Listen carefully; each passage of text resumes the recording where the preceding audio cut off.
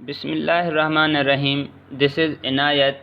So all viewers welcome to my YouTube channel Learners Club. So guys آج کا جو میرا لیکچر ہے وہ انڈو پاک ہسٹری اینڈ پاکستان افیئرس میں سے ہے. So today we will discuss about Government of India Act 1935. Dears, آج کا میرا lecture government of India act 1935 پر ہے. سو گائز اگر دیکھا جائے تو اس دنیا میں جو ہمیشہ جو جنگ ہوئی ہے نا وہ صرف گورنمنٹ کے لیے ہی ہوئی ہے، یعنی کہ حکومت کے لیے ہی رہی ہے. ہر کوئی حکمران بننا چاہتا ہے، حکمران بن کر پھر حکمرانی کرنا چاہتا ہے، اپنی انفلوئنس چاہتا ہے، اپنی پاور چاہتا ہے ہر کوئی. اور یہی دن ہمیشہ سے اگر دیکھا جائے تو یہی دن ہمیشہ سے سب کانٹیننٹ میں بھی رہے ہیں. برے صغیر میں یعنی کہ انڈو پاک ہسٹری میں اگر دیکھا جائے تو برے صغیر میں سب سے بڑی بدقسمتی یہی رہی ہے کہ اس یعنی کہ سب کانٹیننٹ پر اس پر جو رول ہے نا وہ باہر کے آنے والوں نے کیا ہے سب کانٹیننٹ پر. اور لوکل جو یہاں پر جو رہتے تھے مقامی لوگ برے صغیر پر نا انہوں نے کم ہی رول کیا ہے برے صغیر پر. So guys, the most important act in the Indo-Pak history and Pakistan affairs, the Government of India Act. So guys, start کرتے ہیں. یہ جو گورنمنٹ آف انڈیا ایکٹ 1935 ہے یہ برٹش کی پارلیمنٹ نے کا یہ ایک ایکٹ تھا، یہ اس کا ایکٹ تھا. اسے اوریجنلی اگست 1935 میں منظوری اس کی ہوئی تھی. 1935 میں اس کو منظور کیا گیا تھا، برٹش پارلیمنٹ نے اس کو منظور کیا تھا. سو اس میں ہم جو بھی پڑھیں گے نا تو اس میں یعنی کہ اس ایکٹ میں ایسا تھا کہ جو آئین بنایا گیا تھا نا آلموسٹ تقریباً 17% سے 18% جو ہے نا اسی میں سے اٹھا کر اس آئین میں اس کانسٹیٹیوشنز میں ایڈ کیا گیا تھا. اور برٹش کی جو پارلیمنٹ ہے نا برٹش کی پارلیمنٹ کا اگر دیکھا جائے تو دا موسٹ یعنی کہ طور پر one of the most lengthy act British جو پارلیمنٹ تھی اس کا سب سے طویل ایکٹ یہی ہے 1935. لیکن اس کو پیچھے کر گیا جب یعنی کہ جب گریٹر لندن اتھارٹی ایکٹ 1999 کا جو ایکٹ آیا تھا یعنی کہ گریٹر لندن اتھارٹی ایکٹ تھا جو اس نے اس ایکٹ کو پیچھے چھوڑ دیا. اس کی یعنی کہ اٹ از اے لینتھی، اس کی وجہ سے اگر دیکھا جائے تو گورنمنٹ آف انڈیا جو ایکٹ تھا نا اس کو دو حصوں میں تقسیم کیا گیا، دو الگ الگ ایکٹ میں تقسیم کیا گیا اس وقت.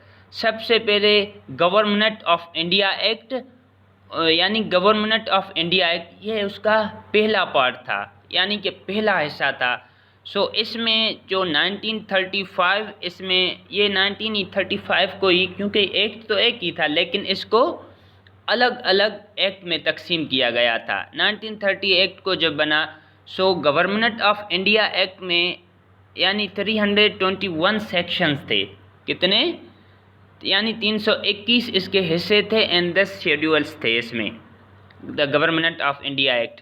اور دوسرا جو اس کا یعنی کہ ایکٹ تھا وہ تھا دا گورنمنٹ آف برما ایکٹ، کیونکہ لینتھی ہونے کی وجہ سے اسے تقسیم کیا گیا تھا نا. دا گورنمنٹ آف برما ایکٹ یہ بھی 1935 کو ہی ہوا تھا. اور اس کے سیکشنز کتنے تھے؟ 159 اس کے سیکشنز تھے اور اس کے شیڈولز کتنے تھے؟ 6 تھے. Means the government of Burma act جو تھا یعنی کہ دو حصوں میں تو اسے تقسیم کیا گیا تھا. کیوں تقسیم کیا گیا تھا؟ Because it is a lengthy, یہ بڑا تھا اس کی وجہ سے اس کو ڈیوائڈ کیا گیا تھا. لیکن دا گورنمنٹ آف انڈیا ایکٹ یعنی کہ بڑے سیکشنز تھے اس میں زیادہ شیڈولز تھے اور اس کو کم دیا گیا. سو آخر کار یہ جو ایکٹ کا نتیجہ ہے نا اگر دیکھا جائے تو اس ایکٹ یعنی کہ گورنمنٹ آف برما ایکٹ جو 1930 میں یعنی کہ اس کے بھی تو 159 شیڈولز تھے سیکشنز تھے اینڈ 6 شیڈولز تھے. سو ایکٹ کے نتیجے میں establishment of R B I. ابھی آپ لوگ کہیں گے ڈیئرس کہ R B I stand for R B I. So دراصل آر بی ای کا یعنی کہ stand for the reserve bank of India, یعنی کے طور پر دا انڈیا بینکنگ سسٹم تھا یہ انڈیا کی بینکنگ سسٹم تھا. It is under the ownership of ministry of یعنی کہ فنانس، یہ اس کا تھا. پھر establishment of F P S C, P P S C and J P S C, یعنی کہ یہ پھر اسٹیبلشمنٹ ہوئے. پھر فیڈرل کورٹ ان 1937 میں 1937 میں ایک وفاقی کورٹ بنایا گیا، عدالتی سسٹم بنایا گیا. کب بنایا گیا وفاق کی عدالت؟ یعنی کہ 1937 کو، یعنی کہ طور پر آپ ایسے کہہ سکتے ہو کہ فیڈرل لیول پر ایک بڑی عدالت قائم کی گئی 1937 میں. جیسے فار ایگزامپل کے طور پر اگر دیکھا جائے تو یہاں پر جیسے کہ ہم کہہ سکتے ہیں کہ ہائی کورٹ ہے، ہائی کورٹ سے پھر اپر کیا ہے ہماری جیسے کہ سپریم کورٹ ہے. اسی طرح سے ایک فیڈرل لیول پر وہاں پر ایک وفاقی عدالت بھی قائم کی گئی. پھر ایسے ہوتا ہے کہ بائی کیمرل، یعنی کہ بائی کیمرل کس کو کہتے ہیں؟ جیسے کہ نا اس ٹائم دو طرفہ نظام، یعنی کہ دو طرفہ جو سسٹم تھا بائی کیمرل، اسی کو ہی کہتے ہیں. جیسے لوور ہاؤس اور اپر ہاؤس ہے، جیسے پاکستان میں اسمبلی، قومی اسمبلی اور سینٹ ہیں، اسی طرح سے. پھر اس میں ایسے تھا کہ جو 11 صوبوں میں سے، یعنی ٹوٹل 11 صوبے تھے، پروونسز تھے، اس میں سے جو 6 پروونسز ہے نا، اس میں دو طرفہ نظام قائم کیا جائے. 6 میں دو طرفہ نظام قائم کیا جائے، لیکن جو 5 پروونسز ہے اس میں نہیں کیا جائے. چلو 6 تو کہہ رہے ہیں ہم کہ دو طرفہ، اس ایکٹ میں تھا کہ دو طرفہ نظام قائم کیا جائے. تو وہ کون سے تھے 6 پروونسز؟ تو سب سے پہلے ممبئی تھا، پھر مدراس تھا، پھر بنگال تھا، پھر کیا تھا جو یعنی کہ بہار تھا، پھر اسام تھا، اور یونائٹڈ پروونسز یعنی پروونسز اور جو متحدہ صوبے تھے ان کو وہ کہہ رہے تھے کہ ان کو یعنی کے طور پر دو طرفہ نظام میں کیا جائے 11 میں سے 6 صوبوں کو. سو ابھی ہم کیا کرتے ہیں کہ now we will talk about background of Act 1935. سو سب سے پہلے ہم اپنے لیکچر کی طرف یعنی کہ پیچھے کی طرف ریویژنز کرتے ہیں کہ کیا تھا، اس سے کیا آخر چیزیں کنیکٹ ہیں. تو سب سے پہلے ڈیئرس جو برٹش پارلیمنٹ تھی نا، کون؟ جو برٹش پارلیمنٹ تھی، اس نے کیا کیا کہ برٹش پارلیمنٹ GOI مینس کہ government of India act. So British نے کیا کیا کہ ایکٹ 1919 یعنی کے طور پر وہ ایکٹ دیا. اس نے 1990 ایکٹ کو جانا جاتا ہے مینٹاگو چیمسفورڈ ریفارمز کے نام سے. پھر اس کے بعد کیا ہوتا ہے کہ سائمن کمیشنز 1927 کو سائمنز کمیشنز دی جاتی ہے، جس کا نام تھا سائمن کمیشن.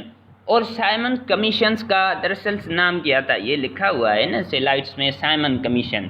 سائمن کمیشنز کا جو کام تھا نا، وہ گورنمنٹ آف انڈیا کا جو 1919 ایکٹ تھا نا، یعنی مینٹاگو چیمسفورڈ ریفارمز، اس کو پروویژنز کا ریویو کرے.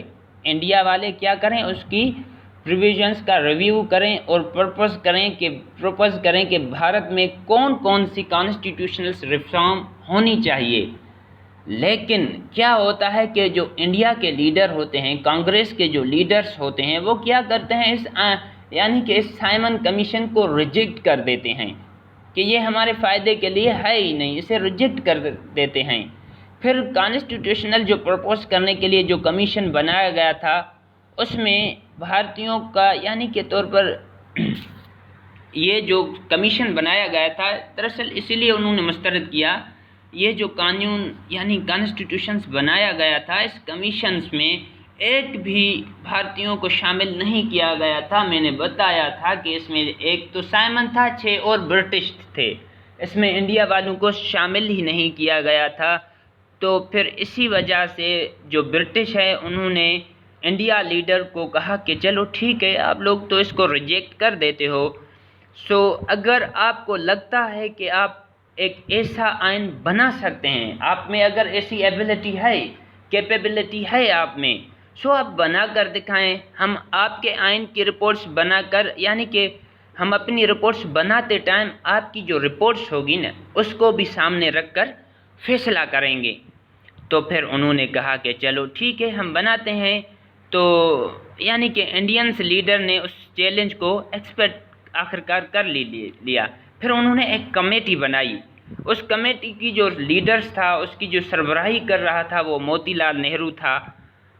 تو اس طرح سے سائمن کمیشن نے بھی اپنی رپورٹ کو 1913 میں جب اس نے یعنی کہ مئی 1913 میں پبلش کر دیا تو ادھر یعنی کہ پھر موتی لال جو اس کے سربراہی کر رہے تھے انہوں نے بھی رپورٹ اپنی پیش کی، جس کو نہرو رپورٹس کے نام سے جانا جاتا ہے، اس کے لیڈر کے نام سے، یعنی کہ موتی لال نہرو کی وجہ سے۔ پھر مئی 1930 کو جب یہ بھی رپورٹ ہو گئی تو پھر جناح نے بھی 14 پوائنٹ دے دیے۔ جناح نے پوائنٹ دراصل اس لیے دیے تھے کہ جو نہرو رپورٹ تھی اس میں مسلمانوں کے رائٹس تھے اس کو اچھی طرح سے مانا ہی نہیں گیا تھا، مسلمان کے رائٹس کو ان ڈیٹیلز میں مانا ہی نہیں گیا تھا۔ اسی وجہ سے سائمن کمیشن جب پبلش ہوتی ہے 1930 کو، اس کو سامنے رکھتی ہے تو اس وقت تک جناح کے جو 14 پوائنٹس ہوتے ہیں یعنی کہ رسپانس میں جو دیتا ہے نہرو رپورٹس کے، پھر اس کی وجہ سے سائمن کمیشن، ابھی دیکھو نا، سائمن کمیشن ہو گئی، نہرو رپورٹ ہو گئی، اور جناح کے جو 14 پوائنٹ ہے اس پر ڈیسیجنز کے لیے، اس پر فیصلہ کرنے کے لیے جو برٹن ہے اس میں round table conference, 3 round table conference ہوتی ہیں۔ کتنی؟ 3 راؤنڈ ٹیبل کانفرنس اسی وقت ہوتی ہیں، تو ڈیسیجنز کے لیے ڈسکس کرنے کے لیے۔ تو پھر آخرکار کنڈکٹ کی جاتی ہیں یہ 3 راؤنڈ ٹیبل کانفرنس۔ تو 1913 میں ایک راؤنڈ ٹیبل کانفرنس ہوتی ہے، پھر 1932 میں اس تک، اور فائنلی جو ہے نا راؤنڈ ٹیبل کونسلز کے ڈیسیجنز اور ریکمنڈیشنز کے لیے اس کی بحث پر 1913 میں ایک وائٹ پیپر پبلش کیا جاتا ہے۔ کیا کیا جاتا ہے؟ وائٹ پیپر پبلش کیا جاتا ہے۔ پھر اس کے لیے جب وائٹ پیپر پبلش کیا جاتا ہے اس کے علاوہ جو برٹش گورنمنٹ ہے نا اس نے مختلف جو ڈفرینٹ ایشو تھے اس وقت نا اس پر اپنی ریسرچ کے لیے ایک جوائنٹ کمیونٹی بنائی دی، یعنی کہ ان کو رپورٹس بھی شامل کی گئی، ان کے جو رپورٹس تھے وہ بھی شامل کیے گئے، اور ان سب کے بیس پر یہ جو گورنمنٹ آف انڈیا ایکٹ 1930 یعنی کہ 1935 جو ہے یہ ایکٹ ان سب کے بیس پر بنا دیا گیا۔ یہ تھا back grounds of the act of 1935 کا، جو میں نے ان ڈیٹیلز میں آپ کو بتا دیا کہ اس سے کون کون سے لیکچرز کنیکٹ تھے۔ ہم ابھی آتے ہیں سگنیفائنگ اسپیکٹس اور فیکٹرز آف ایکٹس۔ اس کے جو یعنی کہ سگنیفیکنس جو ایکٹ تھے 1935 کے، تو اس کے بارے میں پڑھتے ہیں۔ جو پہلو تھے، اس کے جو پوائنٹ تھے، اہم پہلو تھے، سب سے پہلے یعنی کہ اس کے جو امپورٹنس پوائنٹس تھے وہ یہی تھے کہ نمبر 1 جو برٹش ہے نا، برطانوی ہندوستان جو ہیں، برٹش انڈیا والے، ان کے جو صوبے ہیں ان کو خود مختاری کے ایک بڑے پیمانے کی منظوری دی جائے، یعنی کہ ان کو اتھارٹیز دی جائے کہ وہ اپنے فیصلے خود کر سکتے ہیں، نہ کہ وہ انڈر ہوں کسی فیڈرل کے نا۔ اس ایکٹ میں یہ بھی بتایا گیا، اور گورنمنٹ آف انڈیا ایکٹ کا جو 1909 یعنی کہ مینٹاگو چیمسفورڈ ریفارمز جو ہے اس کے ذریعے بھی یہ بھی انٹروڈیوس کرائے گئے کہ ڈائی آرکی کے نظام کا خاتمہ کیا جائے، فلی طور پر اس کا خاتمہ کیا جائے۔ 1919 کے ایکٹ میں یعنی مینٹاگو چیمسفورڈ میں یہ بھی بتایا گیا کہ یہ جو ڈائی آرکی کا سسٹم ہے نا اس کو فلی اینڈ کیا جائے، فنش کیا جائے، ختم کیا جائے، اور پروونسز جو ہیں، صوبے ہیں، ان کو خود مختاری جائے، ایک بڑے اور وسیع پیمانے پر ان کو دی جائے نا۔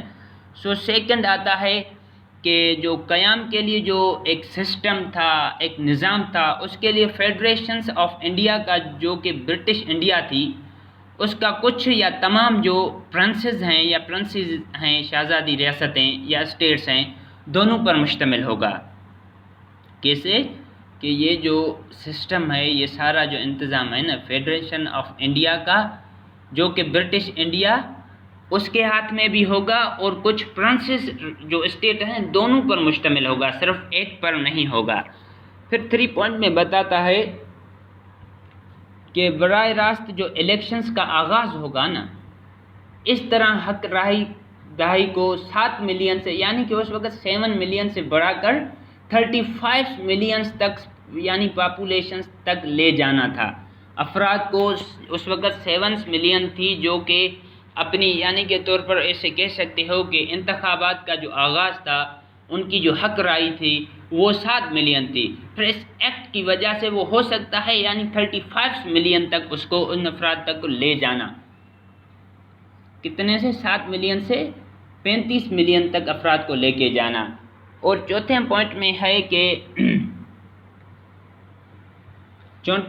پوائنٹ میں ہے کہ جزوی صوبوں کی جو تنظیم میں نو ہیں، یعنی کہ ریکگنائزیشنز آف دا پروونسز، اس کی جو جزوی صوبوں کی جو تنظیم نو ہیں، تو اس میں سب سے پہلے ہے کہ سندھ کو سپریٹ کیا جائے، کس سے؟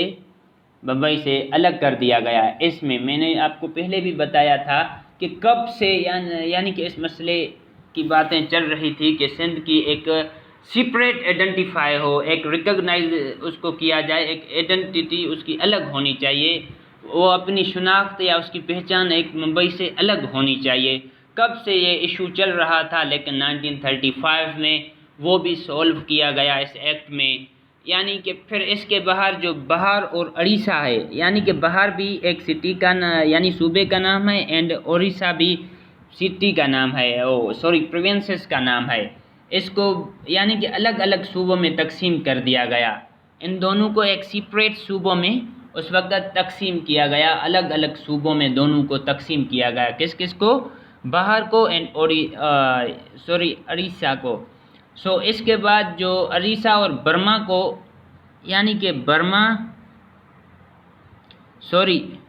اڑیسہ اور برما کو کیا کیا گیا کہ اڑیسہ اور برما کو ہندوستان سے مکمل طور پر ایز اے کمپلیٹلی طور پر الگ کر دیا گیا، سپریٹ کیا گیا۔ برما کو اور اڑیسہ کو بالکل الگ کیا گیا۔ پھر اس کے بعد جو آتا ہے کہ ادان بھی ایک، یعنی کہ صوبے کا نام تھا، ایک پروونس کا نام تھا، اس کو بھی ہندوستان سے الگ کر دیا گیا اس ایکٹ میں نا۔ اس ایکٹ کی وجہ سے اس کو بھی بالکل الگ کیا گیا اور ایک علیحدہ، یعنی کہ ایک علیحدہ کیا بن گئی، کراؤن کالونی کے طور پر قائم کیا گیا سارا نظام۔ ابھی دیکھو کتنے صوبوں کو کس سے یعنی کہ الگ کیا جا رہا ہے، جیسے کہ سندھ کو ممبئی سے الگ کیا گیا، آئیڈینٹیفائی ہو۔ پھر باہر کو اڑیسہ، یعنی کہ دونوں میں ڈفرینس ہو گیا، بالکل الگ الگ میں ہو گئے، یعنی کہ صوبے ہو گئے۔ پھر برما کو ایک مکمل طور پر اڑیسہ سے یعنی کہ سپریٹ کیا گیا۔ پھر ادان کو، یعنی کہ ادان جو ہے اس کو ایک ہندوستان سے ہی الگ کر دیا گیا صوبے کو، اور ایک علیحدہ کراؤن کالونی اس وقت کے طور پر قائم کی گئی۔ جو ممبرشپ تھے، اس کی جو رکونیت تھی وہ صوبائی اسمبلیوں میں تبدیلی کی گئی اس وقت نا۔ جو صوبائی اسمبلی تھے جو صوبوں کی لیول پر تھی، ایز اے فیڈرلز کے طور پر نہیں تھی، صوبائی لیول پر تھی، ان کی رکونیت، ان میں ممبرشپ پر تبدیلی کی گئی تاکہ جو متحد ہیں، جو منتخب یعنی الیکٹ ہیں، جو اس ہندوستانی نمائندے کو تعداد کو شامل کیا جا سکے، ان کی جو تعداد ہے، جو سلیکٹ کیے گئے تھے، ان کی تعداد کو گنا جا سکے، ان کو بھی شامل کیا جا سکے، جو اب اکثریت بنانے اور حکومت بنانے کے لیے مقرر ہونے کے قابل تھے کہ وہ نیو حکومت کے حساب سے وہ چلیں گے اور حکومت بنانے کے لیے یعنی کہ ان میں کیپیبلٹی ہے، ایبلٹی ہے۔ یعنی کہ چھٹے پوائنٹ میں ہے کہ جو فیڈرل کورٹ میں نے بتایا تھا 1937 میں فیڈرل کورٹ بنائی گئی تھی اس ایکٹ کے مطابق۔ ایک فیڈرلز ایکٹ کا قیام ہوا، ایئر کورٹ نے صوبوں کے درمیان جو مسائل تھے اس کو حل کیا اور ریزرو بینک آف انڈیا قائم کیا۔ میں نے آپ کو بتا دیا کہ ریزرو بینک آف انڈیا یعنی کہ RBI کا اسٹینڈ فار یہی ہے، ایک فیڈرل بینک بنایا گیا۔ یہ تھا سگنیفیکنٹ اسپیکٹس اور فیکٹر آف ایکٹ۔ ابھی ہم آتے ہیں پھر نیکسٹ، آگے بھی بہت سے ہیں۔ 7 پر آتا ہے گورنر جنرل۔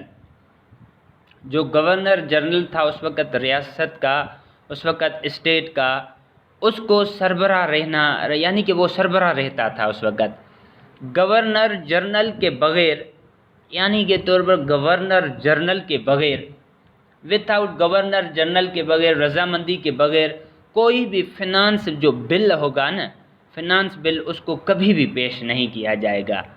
اور جو یعنی کہ سینٹرل لیجسلیچر ہوگی نا اس وقت، اس کو بھی کوئی بھی بل منظور کرنے کا یہ رائٹس اس کو حاصل ہے کہ وہ کوئی بھی بل پاس کر لے۔ کون؟ سینٹرل لیجسلیچر کو یہ حق ہے، یہ اس کا رائٹس ہے کہ وہ کوئی بھی بل پاس کر سکتی ہے، لیکن اس کی ایک شرط ہے، اس کے لیے گورنر جنرل کی منظوری بھی اس کو درکار ہے۔ یہ تھا 7 پوائنٹس۔ 8 میں ہے فیڈرل جو لیجسلیچر ہے۔ اس وقت جو فیڈرل لیجسلیچر تھا، ایوان بلا پر میں نے بتایا کہ اپر ہاؤس پر مشتمل ہے، اپر ہاؤس پر مشتمل تھا۔ کونسل آف اسٹیٹ تھا، جیسے یعنی کے طور پر آپ کہہ سکتے ہو کہ 250 سے لے کر 250 تھے، یعنی کہ 156 برٹش اور 104 فرام پروونشلی اسٹیٹس۔ اس میں ایسے تھے کہ ٹوٹل تھے 250 کس میں ہاؤس میں، اپر ہاؤس میں ممبر، ابھی 260 تھے ٹوٹل ممبرز اپر ہاؤس میں، جس میں برٹش کتنے تھے؟ 156 برٹش اس کے ممبر تھے، اور یعنی کہ 104 اس کے شاہی ریاستیں تھیں، یعنی پرنسز تھے اور انڈین تھے، یا ایکسٹرا جو یعنی کہ ریلیجنز تھے اس کے تعلق رکھنے والے تھے۔ پھر جو وفاقی ایوان زرعی یعنی لوئر ہاؤس جو ہوتا ہے، لوئر ہاؤس، اس میں فیڈرل اسمبلی میں 375 سیٹ تھی، 75 اس میں سیٹ تھی اور ممبرز تھے، جس میں یعنی کہ 215 اس میں برٹش تھے، اور 125 جو ریاستیں تھیں وہ اس میں تھی۔ تو یعنی یہ بھی پوائنٹ آپ کو سمجھ آ گیا ہوگا فیڈرل لیجسلیچر۔ تو ابھی آتے ہیں انڈین کونسل۔ انڈین کونسل کو ختم کر دیا گیا اس وقت، کیا کیا گیا؟ اس کو اینڈ کیا گیا، ایز اے فنش کیا گیا۔ اس کی جگہ 6 مشیروں کی یعنی 6 ممبرز کی secretary of state of India کی مدد کے لیے نامزد کیے گئے۔ 6 ایک لیڈر جن میں کیپیبلٹی تھی، ایبلٹی تھی، جو قابل تھے بہت ہی، ان کو نامزد کیا گیا، یعنی کہ انڈیا جو کونسل ہے اس کو ختم کر کے 6 مشیر تھے ان کو سیکرٹری آف اسٹیٹ کی جگہ پر 6 مشیروں کو آف انڈیا کی مدد کے لیے نامزد کیا گیا۔ 10 میں آتا ہے کہ الگ الگ جو الیکٹروڈ تھے اور جو سینٹرل لیجسلیچر تھے، اس میں 1/3 جو نمائندگی تھی، کیا تھی؟ 1/3 جو نمائندگی تھی نا 1/3 کی جو نمائندگی ہے وہ یہی تھی کہ ریپریزنٹیشنز دی جائے ان کو، یعنی کہ سپریٹ الیکٹریٹس 1/3 ریپریزنٹیشنز آف سینٹرل لیجسلیچر میں انڈیا والوں کو 1/3 ریپریزنٹیشن انہیں ضرور ملنی چاہیے۔ اور 11ویں پوائنٹ میں آتا ہے کہ جو سیکرٹری آف انڈیا تھے نا، انڈیا اور برما کے جو سیکرٹری بن گئے اس وقت، سیکرٹری بن گئے تھے، کیونکہ اس ایکٹ میں، یہ جو ایکٹ تھا نا، اس میں برما کو متحدہ ہندوستان سے الگ کر دیا گیا، فلی طور پر جو یونائٹڈ انڈیا تھا نا اس سے برما کو الگ کر دیا گیا، یعنی کہ اس کو فل سپریٹ کیا گیا۔ اور 12ویں پوائنٹ میں آتا ہے کہ جو سلطنتی ریاستیں تھیں، سلطنتی جو یعنی کہ آپ کہہ سکتے ہو کہ پرنسلی جو اسٹیٹ تھی، اس کو وفاق میں شامل ہونے یا نہ ہونے کے لیے فری تھی، وہ کہ وہ یا تو وفاق میں شامل ہوں یا وہ وفاق میں شامل نہ ہوں، یہ ہے ان کی مرضی، وہ فری تھے، آزاد تھے۔ وفاق میں شامل ہونے کے لیے انہیں اللہ کے یعنی کہ ایک دستاویز تھی جس کو سائن کر کے آپ اس میں فیڈرل میں شامل ہو سکتے ہیں۔ اور سبجیکٹس جو تھے، سبجیکٹ میں آپ کہہ سکتے ہو کہ مضامین جو تھے وفاقی مضامین تھے، یعنی کہ فیڈرل سبجیکٹ تھے، جس میں یعنی کہ آپ کہہ سکتے ہو کہ ہم آہنگی جو مضامین تھے، ہم آہنگی مضامین آپ کہہ سکتے ہو کہ فیڈرل سبجیکٹ 59، اور دوسرے نمبر پر جو کنسرنٹ سبجیکٹ تھے ہم آہنگی 36 تھے، اور 3 پروونشل سبجیکٹ تھے جو 54 تھے، یعنی کہ یہی سبجیکٹ تھے۔ فیڈرل سبجیکٹ کیا تھا؟ 59 تھی اور کنسرنٹ سبجیکٹ 36 تھے اینڈ 3 پریونشل سبجیکٹ 54 تھا۔ ابھی ہم آتے ہیں 14 پر۔ تو جو پریونشل سبجیکٹ ہے اس میں دراصل ایسے ہے کہ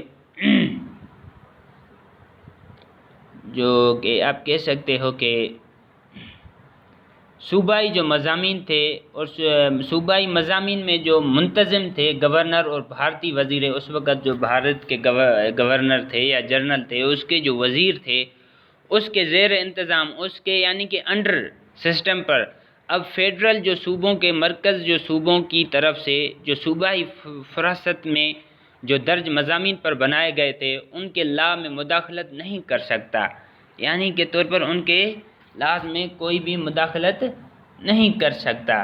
تو یہی تھے اس کے پوائنٹ جو میں نے ان ڈیٹیلز میں آپ لوگوں کو سمجھا دیے۔ تو ابھی ہم فیچرز پر آتے ہیں، اس کی خصوصیات کیا تھی۔ سب سے پہلے کوئی بھی تحمید نہیں، یعنی کہ تسلط کی حیثیت سے ایز اے حیثیت کے حساب سے جو برٹش کی وابستگی تھی اس کا ابہام، جبکہ برطانوی جو برٹش جو پارلیمنٹ تھی اس کے ایکٹ میں پری ایمبل شامل ہونا غیر معمولی بات بن گئی تھی اس وقت، نہ کہ اس میں شامل ہونا پارلیمنٹ میں اس یعنی کہ برٹش پارلیمنٹ کے ایکٹ میں تحمید شامل ہونا ایک غیر معمولی ایک پٹی تھنگ بن گئی تھی، ایک چھوٹی سی بات بن گئی تھی۔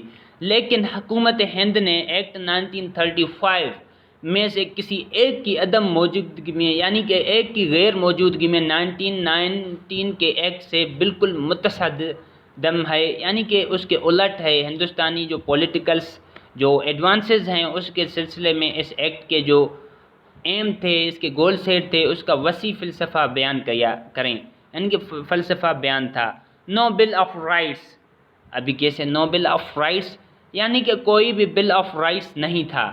اس وقت کی دولت جو تھی، اس وقت جو ویلتھ تھا، اس کی مشترکہ کی جو آپ کہہ سکتے ہو کانسٹیٹیوشنل جو لا ریفارمز تھے اس کے ساتھ یعنی کہ یکجہتی طور پر تھی، یکساں طور پر تھی۔ ایکٹ نے نئے سسٹم کے اندر جو رائٹس کا بل تھا، بل آف رائٹس شامل نہیں کیا، جس کا مقصد اسے قائم کرنا تھا۔ تاہم موجودہ فیڈریشنز آف انڈیا کے معاملے میں اس طرح کے جو حقوق ہیں نا وہ مجموعی طور پر ایک بڑے پیمانے پر ایک مجموعی طور پر مجموعے کو شامل کرنے میں مزید پیچیدگی تھی، کیونکہ نئی جو بستی تھی اس میں برائے نام خود مختاری تھی اور عام طور پر خود مختار شاہی ریاستیں شامل ہوں گی۔ کچھ لوگ جو تھے ڈفرینٹ اپروچ تھے، جو کچھ لوگوں نے ایک مختلف نقطہ نظر پر غور کیا، اس پر فوکس کی، کچھ نقطوں پر کچھ پوائنٹس پر غور کیا۔ حالانکہ نہرو رپورٹ میں جو کانسٹیٹیوشنل تھا، اسٹرکچر آف دا کانسٹیٹیوشنل، اس کے مسودے میں رائٹس کا ایسا بل شامل تھا کہ اس میں رائٹس کا بل شامل تھا نہرو رپورٹس میں۔ ایکسس سیف گارڈس جو تھی کہ یعنی کہ اضافی جو حفاظتی تحفظات تھے، پروٹیکشن تھے۔ 1947 کو میں نسبتاً چند ترمیم، یعنی ترمیم وہ کہتے ہیں کوئی نئی چیز لانا اس میں نا، اس کے ساتھ ایکٹ میں ہندوستان اور پاکستان کے کام کرنے والی جو عبوری آئین تھی بن گئی۔ عبوری آئین کے یعنی کہ کچھ عرصے کے لیے وہ آئین بن گیا تھا نا۔ یہ تھا اس کے فیچرز، خصوصیات تھیں۔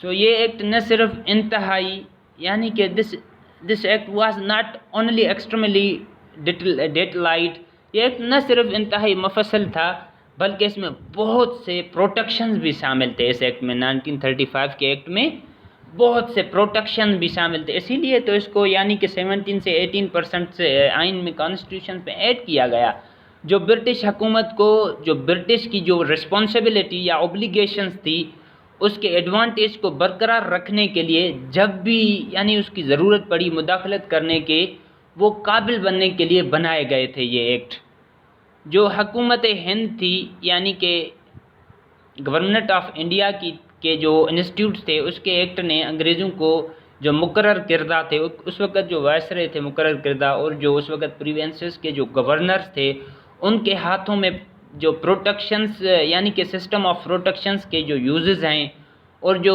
ریئل یعنی سسٹم تھا اس کے فیصلے پر توجہ مرکوز کی. جو ہندوستان کے سیکرٹری آف اسٹیٹ تھے اس کے کنٹرول کے تابع تھے یہ سب. کس کے؟ جو ہندوستان کے سیکرٹری آف اسٹیٹ تھے وہ تو 6 مشیروں پر ہی کام کیا گیا تھا نا، لیڈرز پر، تو سب اس کی نوعیت پر تھے.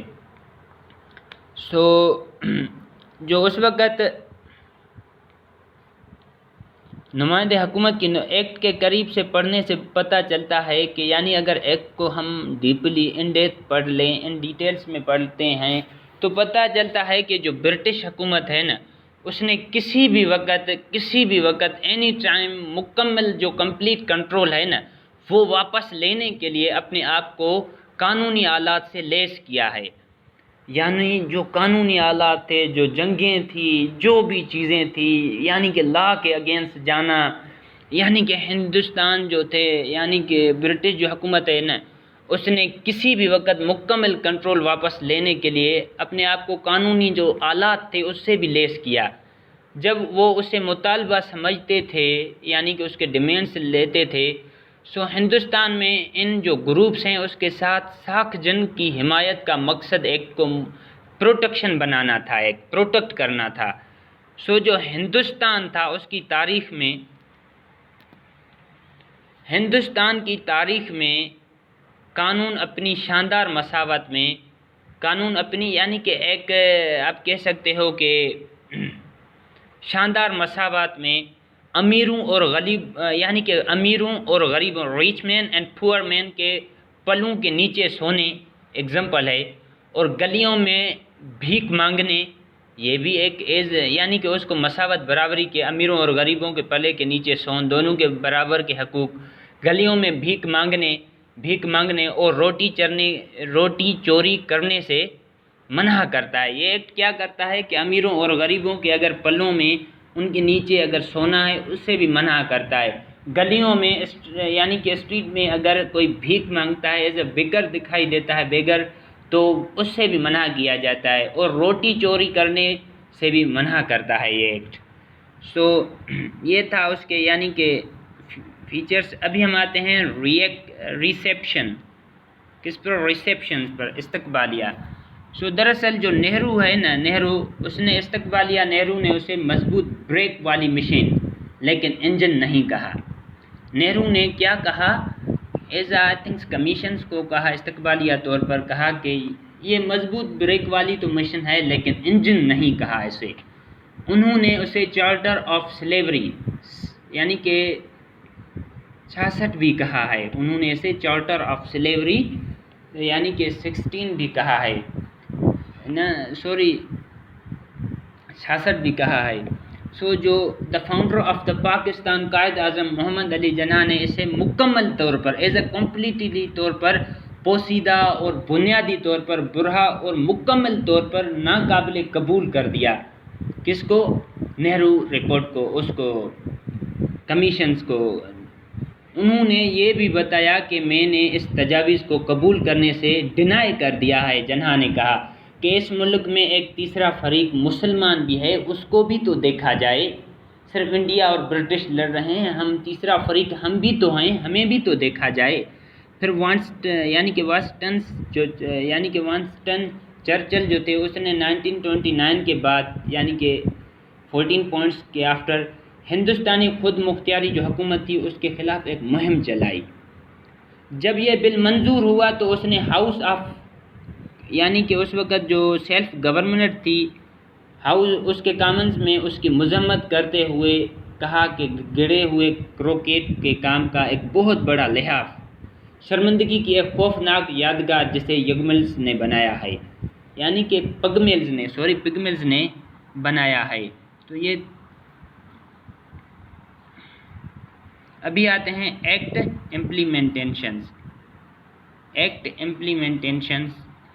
امپلیمنٹیشنز میں دراصل ایسے ہے کہ جو ایکٹ کا نافذ ہے.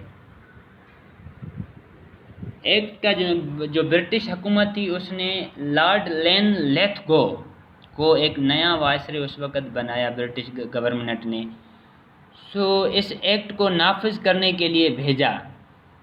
لین لیتھگو ذہین تھا، انتہائی محنتی تھا، جینیس پرسن تھا، ہانیسٹلی مین تھا، ایک سیریسلی پرسن تھا، اور ایکٹ میں اس نے ایک بڑی ایک پرائم اچیومنٹ حاصل کی تھی۔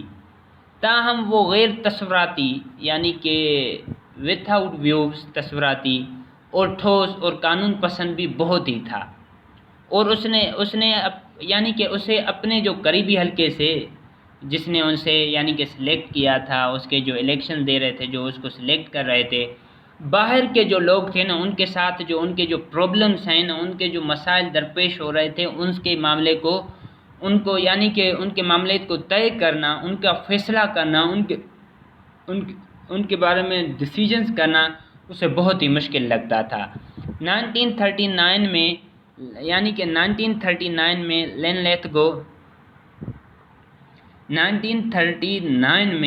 لین لیتھگو نے انتھک کوشش کی، آخری حد تک اس نے کوشش کی، جتنی اس سے ہو سکتی تھی اس نے کوشش کی، وہ اپنے پرنسس کو فیڈریشنز کے قیام کے لیے اکٹھا کر سکیں۔ لیکن پرنسس کا تو یہی تھا نا، اگر وہ فیڈریشنز میں اکٹھا ہو جاتے ہیں تو اسے ایک بل یعنی کہ ایک دستاویز سائن کرنی پڑے گی۔ وہ انتھک محنت کر رہا تھا کہ یعنی پرنسس بھی فیڈریشنز کے قیام کے لیے اکٹھا کر سکیں، ان کو بھی راضی کر سکیں۔ اس میں انہیں ہوم گورنمنٹ کی طرف سے صرف کمزور ترین حمایت حاصل ہوئی، گورنمنٹ کی طرف سے اسے ایک ویکنیس یعنی کہ سپورٹ حاصل ہوئی۔ پھر آخر کار شہزادوں نے فائنلی جو پرنسس تھے اس نے فیڈریشنز کو یعنی کہ اجتماعی طور پر ریجیکٹ کر دیا اور اعلان کیا کہ ہندوستان جرمنی کے ساتھ جنگ میں ہے۔ جو ہندوستان ہے نا وہ جرمنی کے ساتھ جنگ میں ہے، اگرچہ لیتھگو آپ کہہ سکتے ہو، لیتھگو جو ہے کا جو بیہیویئر ہے وہ آئینی طور پر درست تھا، وہ ایک جینیس پرسن تھا، وہ درست تھا، یہ ہندوستانی رائے کا زیادہ تر لوگوں کے لیے بھی ناگوار تھا، یعنی بہت سے لوگوں کو یہ ڈیفیکلٹی بھی پیش کرتا تھا اس کے فیصلے۔ وائسرے نے ایسا اہم فیصلہ لینے سے پہلے جو ہندوستانی پبلک تھی نا، اس کے جو منتخب نمائندے تھے، جو انہوں نے سلیکٹ کیے تھے، جو نمائندے ریپریزنٹیشنز، ان سے مشورہ نہیں کیا تھا۔ کانگریس کے صوبائی جو وزارتیں تھے، انہوں نے 1939 میں لین لیتھگو نے جنگی کوششیں کی حمایت پر توجہ دی۔ اس وقت اس نے بہت ہی فوکس کیا کس پر؟ جو جنگی تھے، یعنی کہ لین لیتھگو نے بہت ہی فوکس کیا۔ یہ تھے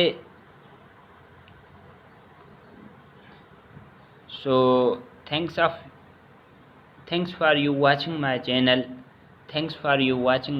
channel. آپ لوگوں سے ڈیئرس میری التجا ہے کہ ہماری چینل کو سبسکرائب کریں، کامنٹ کریں اینڈ لائک کریں۔ thanks of lot you. اللہ حافظ۔